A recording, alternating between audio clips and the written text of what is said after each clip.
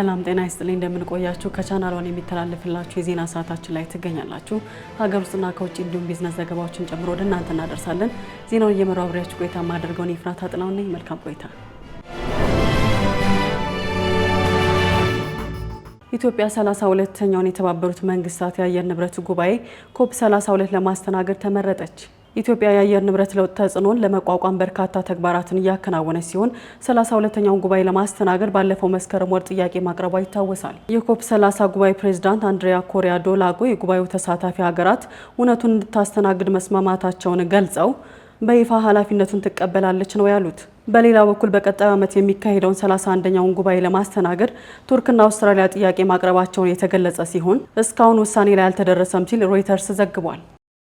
በኢትዮጵያ ፒኤልዲ የተሰኘ የህፃናት ጸረ ኤችአይቪ መድኃኒት ለማስጀመር ዝግጅት መጠናቀቁን የጤና ሚኒስቴር አስታወቀ። ከዚህ ቀደም ለህፃናት ይሰጥ የነበሩትን 3 ጸረ ኤችአይቪ መድኃኒቶችን በማጣመር በእንክብል መልክ ፒኤልዲ የተሰኘው መሆኑን ተጠቁሟል። በጤና ሚኒስቴር የኤችአይቪ ኤድስ መከላከልና መቆጣጠሪያ መሪ ስራ አስፈጻሚ አቶ ፍቃዱ ያደታ ይህ የጸረ ኤችአይቪ መድኃኒት በማስተዋወቅ በደማቸው ውስጥ ኤችአይቪ የሚገኝ ህፃናት በአግባቡ ደርሶ በስፋት ጥቅም ላይ እንደሚውል በጉዳዩ ላይ የሚሰሩ ሁሉ ኃላፊነታቸውን እንዲወጡ መልእክታቸውን አስተላልፈዋል።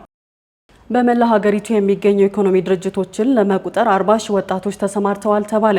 የኢትዮጵያ ስታቲስቲክስ አገልግሎት እንዳለው ድርጅቱን እንዲቆጥሩልኝ ያሰማራኋቸው ወጣቶች ሁሉም የመጀመሪያ ዲግሪ ያላቸው ናቸው ተብሏል። አናውል ተስፋ ተጨማሪ አለው።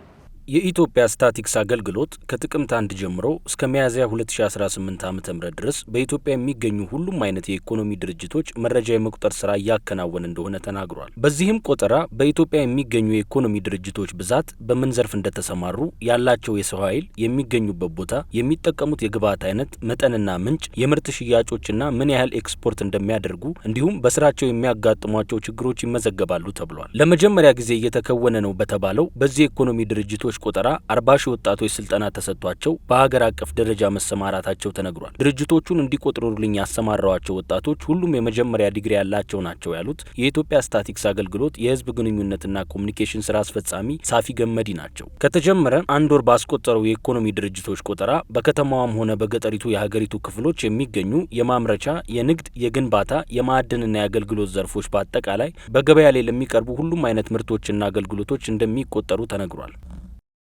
10ኛው የከተሞች ፎረም የከተሞች እድገት ለኢትዮጵያ ልቀት በሚል መሪ ሀሳብ በአፋር ክልል ሰመራ ሎጊያ ከተማ ይካሄዳል። ከህዳር 6 እስከ ህዳር 10 በሚካሄደው ፎረም ከ150 በላይ ከተሞችና ከ10 በላይ የንግድ ድርጅቶች እንዲሁም ከጎረቤት ሀገራት የተለያዩ ከተሞች ይሳተፋሉ ተብሏል። የከተማና መሰረተ ልማት ሚኒስትር ጫልቱ ሳኒ ፎረሙን አስመልክተው በሰጡት መግለጫ ፎረሙ ከተሞች እርስ በርስ እንዲተዋወቁና ያላቸውን ተፈጥሯዊ ጸጋዎች በጋራ በማልማት እንዲበለጽጉ የሚያስችል ሲሆን በተጨማሪም ወንድማማችነትን በማጎልበት የስራ ባህልን ያሳድጋል፣ ከተሞች ያላቸውን ኢንቨስትመንት፣ የንግድና የቱሪዝም አቅም የሚያንጸባርቁበት እድልን ይፈጥራል ብለዋል። በኢትዮጵያ የግብርና ምርምር ኢንስቲትዩት የህዝብ ግንኙነት ኮሙኒኬሽን ኃላፊ የሆኑት ኤልሳቤት ባስሊዮስ ከ100 የአፍሪካ ሀገራት ከፍተኛ ተጽዕኖ ፈጣሪ ሴቶች መካከል አንዷ ሆነው ተመረጡ። የኢትዮጵያ የግብርና ምርምር ኢንስቲትዩት ማህበራዊ ሚዲያ ገጹ ላይ ባወጣው መረጃ ኤልሳቤት ባስሊዮስ ያገኙት እውቅና በኢትዮጵያ የግብርና ምርምር ፈጠራን በማላቅ ረገድ ያላቸውን ወሳኝ ሚና እንደሚያጎላ ገልጿል። ሌሎች ፈለጋቸውን እንዲከተሉም ያነሳሳል ብሏል። ኤልሳቤት ባስሊዮስ ሽልማታቸውን ጥቅምት 28 በሩዋንዳ ኪጋሊ ውስጥ መቀበላቸውን ኢንስቲትዩቱ አስታውቋል።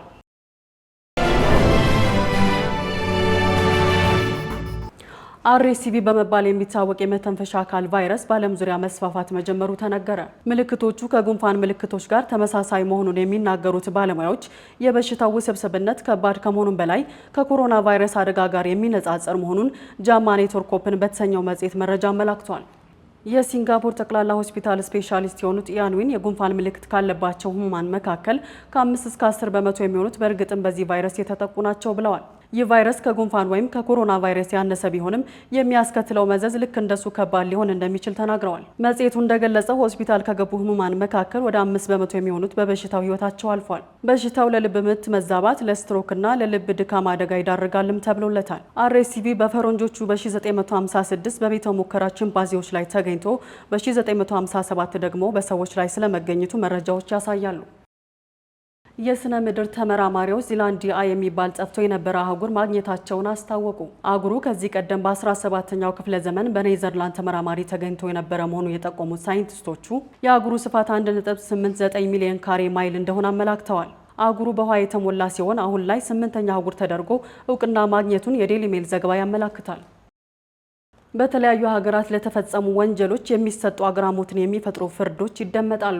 ወደ ተርኪ የተሰማው ግን ብዙዎቹን እያነጋገረ ነው። በወንጀል ተጠርጥረው የታሰሩት የቀድሞ ከንቲባ 142 የወንጀል ክሶች ቀርቦባቸዋል። የሀገሪቱ አቃቢ ሕግ ደግሞ 2430 ዓመት እንዲታሰሩ ጠይቋል። የቀድሞ ከንቲባ የወንጀል ድርጅቶችን ማስተባበርን ጨምሮ የጉቦ ቅሌት፣ ህገወጥ ገንዘብን ህጋዊ ማድረግ እያለ 142 የወንጀል ዝርዝሮች ተቆልለው 4000 ገጾች ላይ ሰፍረዋል። ከንቲባው እንደ ጎርጎሮሳውያኑ አቆጣጠር ባለፈው መጋቢት 19 ቀን በፖሊስ ቁጥጥር ስር ውለው የፍርድ ሂደታቸውን ሲጠባበቁ የነበረ ሲሆን በትናንትናው ዕለት አንካራ ውስጥ ባስቻለ የወንጀል ችሎት የቀረበው አቃቢ ህግ ጥያቄውን ያቀረበው። ዘገባውን ያቀረበው አዣንስ ፍራንስ ፕረስ የፍርዱ ውሳኔ ይሰጥ አይሰጥ ግን ያለው ነገር የለም። አዲስ የተገኘ ስርዓት በምድር የላይኛው ከባቢ አየር ውስጥ ያሉትን ሞገዶች በመከታተል የሱናሚ ማዕበል ሀዋይ ከመድረሱ በፊት ለሳይንቲስቶች ወሳኝ የሆነ ቅድመ ማስጠንቀቂያ ሰጥቷል። ሊዲያ ዝናቡ ተጨማሪ አላት። እንደ ኤሮፓውያን አቆጣጠር በ2025 በሩሲያ የሚገኘው ካምቻትካ የተሰኘ ባህረ ገብ መሬት ላይ የተከሰተውን ከባድ የመሬት መንቀጥቀጥ ተከትሎ ተመራማሪዎች ጋርዲያን የተሰኘ የናሳን ስርዓት በመጠቀም ሱናሚውን የሚያስከትለውን አደጋ አስቀድሞ ለማወቅ እየተጠቀሙበት ይገኛል። ይህ ስርዓት የሚሰራው ሱናሚው የምድርን ኢኖስፌር የተሰኘ የላይኛውን ከባቢ አየር እንዴት እንደሚረብሽ በመከታተል ነው። ጋርዲያን በተሰኘው ስርዓት ውስጥ የአሰሳ ሳተላይቶች በምድር ላይ ካሉ የመሬት ጣቢያዎች ጋር ለመነጋገር 2 ሲግናሎችን ይጠቀማሉ። በመሆኑም ሱናሚው በሚነሳበት ጊዜ የኤሌክትሮኖች ቁጥር ሲጨምር እነዚህ 2 ሲግናሎች ለመድረስ የሚፈጅባቸው ጊዜ ላይ ያልተለመደ መዘግየት ሲከሰት ጋርዲያን የተሰኘው ስርዓት ይህንን መዘግየት በመለካት እንግዳ ነገር ወይም ሱናሚ እየተከሰተ መሆኑን ለማወቅ ያስችላል። ይህ ዘዴ ማዕበሉ ሀዋይን ከመምታቱ በፊት ለ30 ደቂቃ ያህል ማስጠንቀቂያ በመስጠቱ ከባቢ አየርን መከታተል በውቅያኖስ ላይ በሚጓዙበት ጊዜ ሱናሚዎችን ለመለየትና አስቀድሞ ጥንቃቄ ለማድረግ ፈጣንና ውጤታማ መሆኑን እንደሚያረጋግጥ ተስተውሏል። ስርዓቱ ለወደፊቱ በሱናሚ አማካኝነት ከሚደርሱ አደጋዎች የብዙዎችን ሕይወት ይታደጋል ተብሎ ተስፋ ተጥሎበታል። ዘገባው የቢቢሲ ነው።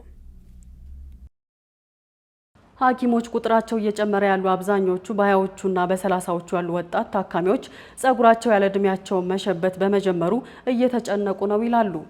ጤናማ ሕይወት ዘይቤ የሚመሩ የቆዳ ቀለማቸው ነጭ የሆኑ ሰዎች ሽበት የሚጀምራቸው በ35 ዓመታቸው ነው። ለአፍሪካውያንና ለኤዥያውያን ደግሞ ከዚህ ከ10 ዓመት በኋላ የሚመጣ ነው። ለዝርዝሩ ጸጋነሽ ተሰማ። ተመራማሪዎች መቼ እንደምንሸበት ለመወሰን ዘር ወይም ጄኔቲክስ ወሳኝ ነው ይላሉ። በዩናይትድ ኪንግደም ጠቅላላ ሐኪም የሆኑት ሰርመድ እንደሚሉት አዲስ ጸጉር ሜላኖክተስ የተባሉ አሳዳጊ ህዋሶች ባሉበት ስፍራ በቆዳ ጥቃቅን ቀዳዳዎች ይበቅላል። ሜላኖክተስ ደግሞ 2 የተለያዩ ቀለሞችን የሚያመርት ሲሆን አንደኛው የጸጉርን ጥቁረት የሚወስን፣ ሌላኛው ደግሞ ቀይ አሊያም ቢጫ ቀለም መሆንን የሚወስን ነው። እነዚህ ማቅለሚያዎች የቆዳና የአይን ቀለምንም የሚወስኑ እንደሆኑ ተናግረዋል። ጸጉር እያደገ ሲሄድ በርካታ ቁጥር ያላቸው የሜላኖክተስ ህዋሶች ስራቸውን እንዳይሰሩ ያደርጋቸዋል። በጥቃቅን ቀዳዳዎች የተሰበሰቡት ህዋሶች እድገታቸው ይገታና ሙሉ ለሙሉ ሜላኖክተስ መሆን ይሳናቸዋል።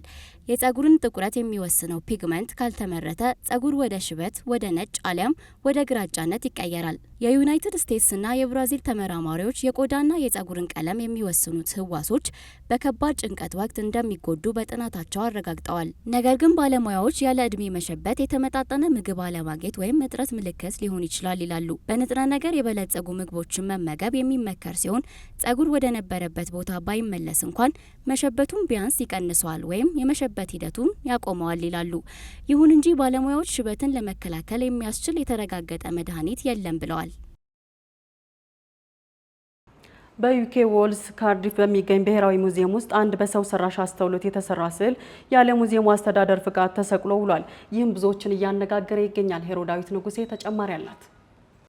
አንድ አየርላንዳዊ ጎብኚ ይሄ ነገር እንዴት ነው ብሎ እስኪጠይቃቸው ድረስ የሙዚየሙ አስተዳዳሪዎች፣ ሰራተኞችም ሆኑ ጎብኚዎች ስዕሉ ከየት መጥቶ መቼ እንደተሰቀለ አላስተዋሉም ነበር። እንዲያውም ጎብኚዎቹ ያደንቁትና ፎቶ ያነሱትም ነበር። አንድ የትምህርት ቤት የደንብ ልብስ የለበሰ ተማሪ ባዶ ሳህን ይዞ የሚያሳይ ኢምፒቲ ፕሌት የሚል ስያሜ የተሰጠው ስዕል በዌልስ ካርዲፍ ብሔራዊ ሙዚየም ለጎብኚዎች ሲታይ ውሏል። በስዕሉ ላይም የዚህ ስዕል ባለቤት ኤልያስ ማሮ የተባለ አርቲስት እንደሆነ ተገለጸ እንጂ በሰው ሰራሽ አስተውሎት ለመሰራቱ የተሰጠ ምንም አይነት ማብራሪያ አልተጻፈም። አርቲስቱ ይህን ነገር ለምን እንዳደረገ ሲጠየቅ የህዝብ ተቋማት ምን መታየት እንዳለበት እንዴት እንደሚወስኑና ከዚህ ስርዓት ውጪ የሆነ ነገር በውስጡ ከታየ ምን እንደሚፈጠር ማወቅ ፈልጌ ነው ይላል። አክሎም ፍቃድ አልጠየቅኩም እንጂ ውድመትም አላደረኩም ይላል። ሰዓሊው የሰራው ስራ ብዙዎችን ከማስቆጣት ይልቅ አዝናኝ ሆኗል። አርቲስቱ የዚህን አይነት ስራ በብሪስቶል ሙዚየምና በቴት ሞደርን ያከናወነ ቢሆንም ድርጊቱን አስተውሎ ትክክል መሆን ላለመሆኑ የተሰጠው እውቅናም ሆነ ቁጣ ባለመኖሩ የስነ ስዕል ትኩረት ውድመት ነው ሲል አስተባብሏል።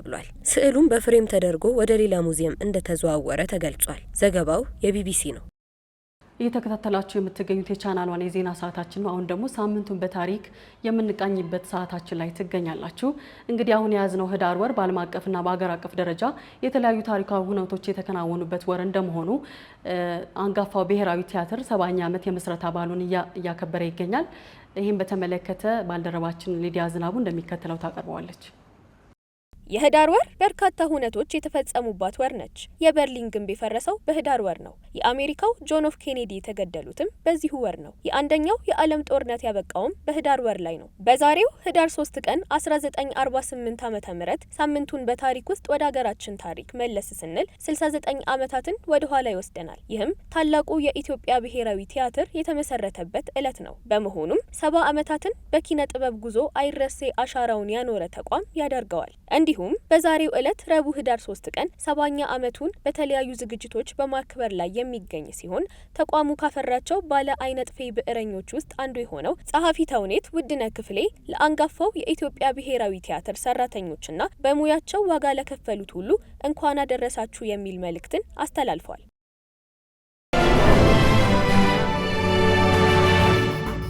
ሳምንቱን በታሪክ ተከታትለን ተመለስን። በመጨረሻም የቢዝነስ ዘገባዎችን ወደ እናንተ አደርሳለሁ። የኢትዮጵያ ንግድ ባንክ ሀገር አቀፉ የዲጂታል ግብይት 73 በመቶ መሸፈኑን አስታወቀ። ባንኩ ይፋ ባደረገው መረጃ መሰረት ባለፈው በጀት ዓመት ባንኩ ዲጂታል አማራጮችን ብቻ ከ13 ቢሊዮን ብር በላይ ግብይት ተከናውኗል። ለእነዚህና ሌሎች የቢዝነስ ዘገባዎች ማሌት ደመላሽ።